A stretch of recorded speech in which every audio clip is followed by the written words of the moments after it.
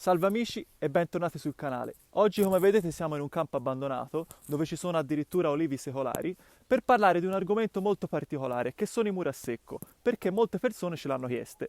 Io però, non avendo avuto esperienza in questo campo, ho dovuto chiamare un mio amico molto caro che si chiama Mauro Golini, che oltre ad essere un professore di arte è anche un esperto di questo territorio, perché insieme a suo padre, molti anni fa, ha addirittura costruito muri e conosce tutte le fasi di mantenimento e di cultura di questo posto. Quindi ve lo introduco, è un Mauro, è un carissimo amico e ci spiegherà tutte le fasi e poi spero di portare molti argomenti su questo canale sulla costruzione e sulle fasi di mantenimento del territorio. Buona giornata, sono Mauro Golini, un saluto a tutti, un grazie a Lorenzo di questa occasione. Io sono cresciuto in queste campagne, in questi luoghi, ho visto i contadini quando coltivavano e quando con il loro lavoro facevano una ordinaria, permanente manutenzione a questi muri a secco, che avevano una funzione importantissima e ce l'hanno ancora, dovrebbero averla anzi. Hanno la funzione di reggere il terreno, il piano di coltivazione e nello stesso tempo garantire una percorrenza delle acque. Qui vediamo un accesso al piano superiore del terrazzamento, quindi siamo alle basi di un terrazzamento dove ci si porta al piano superiore, al terrazzamento superiore. Hanno fatto delle scalinate. Mentre facevano queste scalinate le hanno realizzate nella fase di costruzione del muro a secco. Come venivano fatti i muri a secco? I muri a secco venivano fatti con il materiale più comune che c'era in questi luoghi. Queste sono pietraie, sono luoghi dove è presente e affiorante il macigno del calcare. Del calcare è una pietra naturalmente sedimentaria che dà buona parte del fondo litoide a questa collina e questo materiale con le piogge affiora. Quando l'uomo si è insediato, e parliamo dei primi insediamenti anche, si va in epoche anche preistoriche, eccellenti erano gli Etruschi in questi lavori, l'uomo che cosa ha fatto? Ha utilizzato queste pietre, le ha ridotte in conci, cioè in pezzi, dando loro una forma che aveva una ortogonalità, cioè regolarità da un lato, e si rivolgeva verso l'interno. Qui davanti a me abbiamo due muri a secco, cioè una muraglia a secco, perché di là c'era il fossetto dove veniva convogliata l'acqua dai piani dei terrazzamenti superiori. Quindi era un'opera idraulica e anche tecnica rilevante. Si utilizzavano le pietre che c'erano nel territorio, nella zona. Qui prima di fare questi terrazzamenti c'era una zona scoscesa dove affioravano delle grosse pietre. Come veniva fatto il muro a secco? Veniva perimetrato un pezzo di terreno che rappresentava il piano da coltivare e dove si vedeva che si pensava di porre fine a questa estensione di larghezza, veniva scavata una grande fossa. Qui c'era tutta una fossetta e questa fossetta andava giù quanto? Andava in profondità fino a trovare la pietra che c'era. La pietra sottostante, il macigno, doveva appoggiare sul terreno. A quel punto veniva edificato il muro, anche con i pezzi di pietra che forse affioravano anche nel piano superiore. Veniva costruito il muro, veniva riempito poi di terra, venivano messe a dimora le piante di olivo e veniva coltivato. Ognuno dei lembi di questi terrazzamenti ha una sua inclinazione che fa convergere le acque verso delle fossette laterali. Questa conversione delle acque nelle fossette laterali non è un'operazione veloce, è un'operazione, vedete anche qui ora non c'è più la funzione delle fossette, che deve impedire che le acque piovane trasportino via la terra dal campo, perché la terra veniva portata e veniva fatto il piano di coltivazione, come veniva fatto il muro. Per fare il muro ci si riferiva sempre a regole geometriche semplici, che sono il filo a piombo che ci permette di avere una verticalità, una giusta posizione ai blocchi di pietra che si sovrappongono. Il filo a piombo è la base. Allora, una volta iniziata la costruzione, decisi il luogo dove fare il muro, veniva fatto lo scavo. Quando si cominciava a costruirlo si teneva presente, si utilizzava sempre il filo a piombo.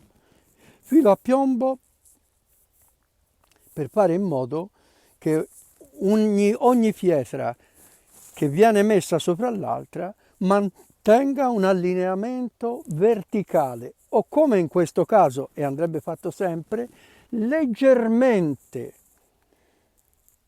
spostata nella parte sommitale verso il monte, perché così la struttura si tiene più forte, perché attenzione, questo muro deve tenere la spinta che c'è qui di sopra. Tra l'altro in questo punto qui sopra passava una strada interpoderale, ora è abbandonata, quindi questo muro doveva reggere molto.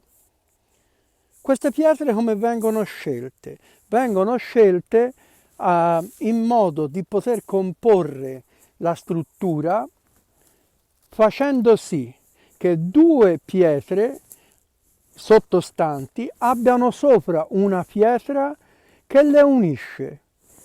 Questa sotto, vedete, è qui, qua si sposta, perché se questa sovrapposizione non si articola in questo modo, si creano delle scompaginazioni che qui hanno rimediato mettendo delle zeppe. I muri a secco, mi diceva mio padre, quale io ho visto costruire dei muri grandi, addirittura muri a tenusa, parti superiori dove c'erano abitazioni. L'importante è che le pietre siano scelte che senza la necessità di ricorrere a queste zeppe.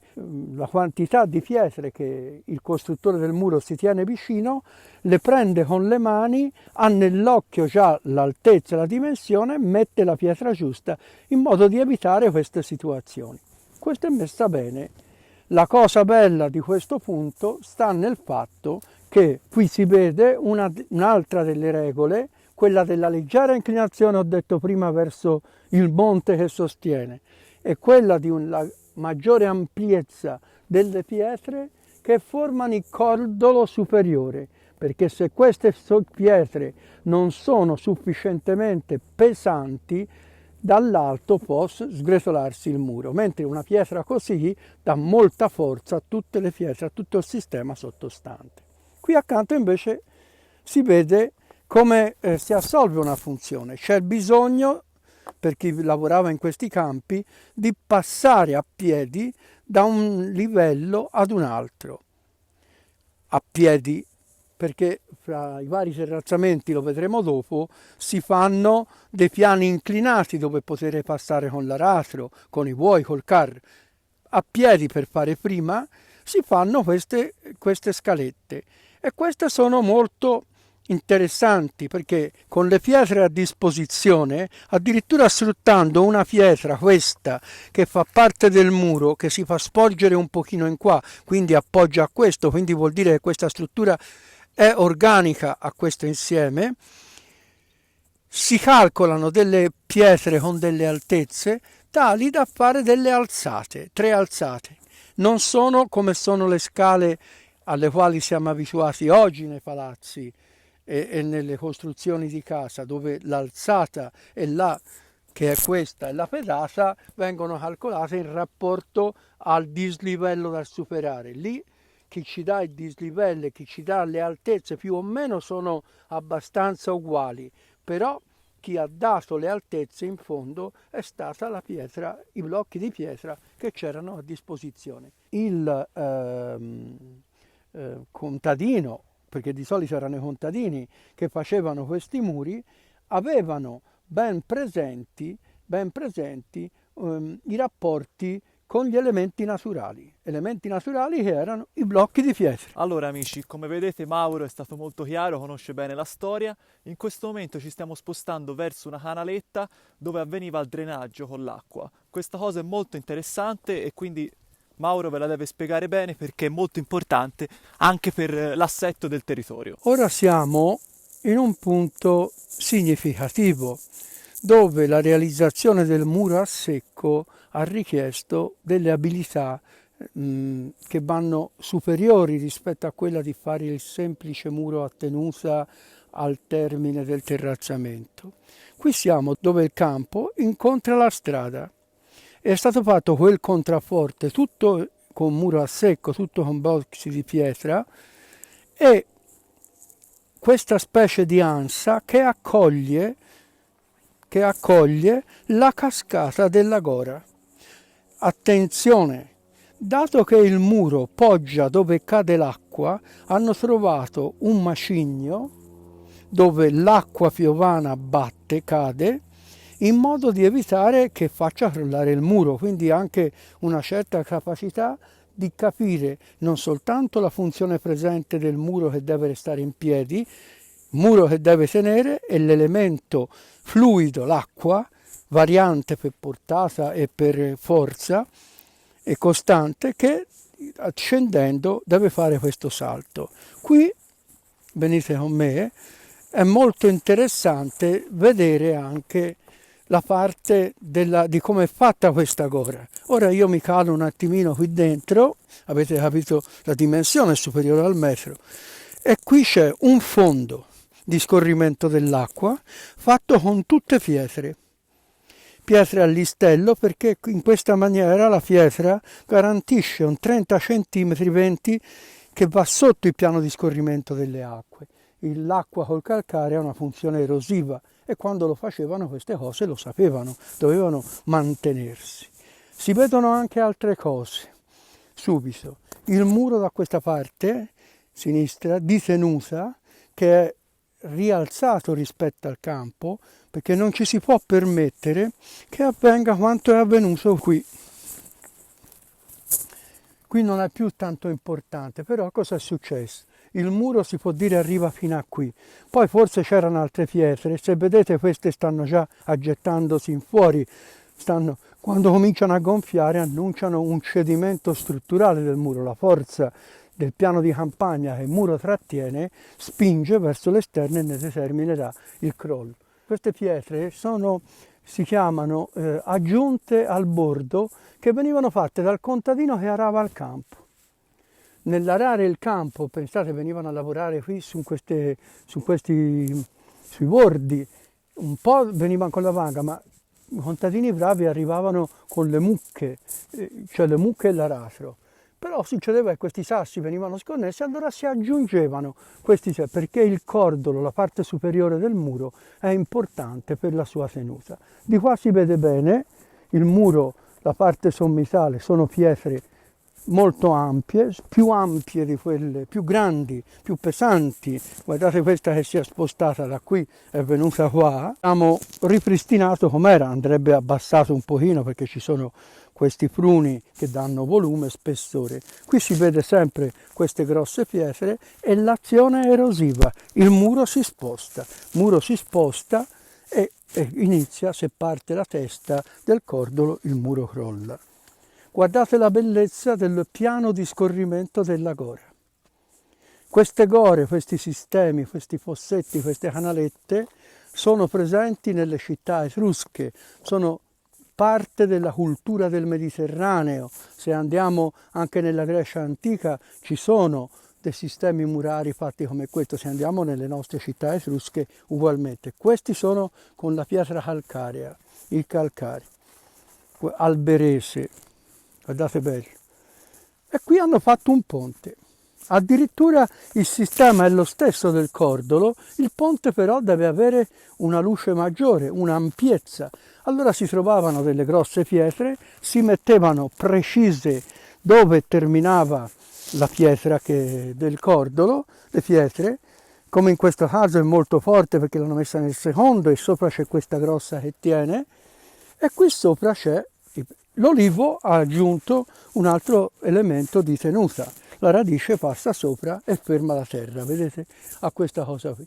Questo dall'altra parte riprende questa canaletta. Questo canaletta è un fossatello, si dice da noi, ma riprendeva le acque di terreni coltivati che erano dove ora c'è il bosco. Qui siamo in una zona dove perdura una conservazione del piano abbastanza pulito, ma non coltivato, per la coltivazione dell'olivo. E gli olivi in questo caso sono tenuti ancora benino rispetto a come venivano tenuti prima.